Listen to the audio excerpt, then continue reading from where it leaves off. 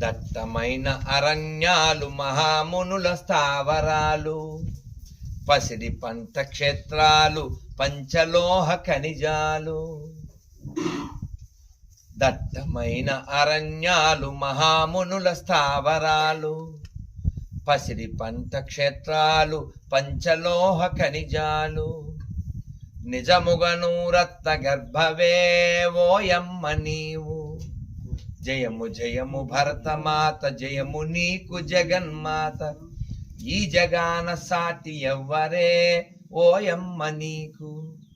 కాబట్టి మనం కొండను చూసిన, చెట్టును చూసిన, పుట్టను చూసిన, ఓ పశువుని చూసిన, ఓ పక్షిని చూసిన, ఆహా ఏమి నా దేశం, నా భారతదేశం ఎంత గొప్పది అని మనం పొంగిపోవాలి.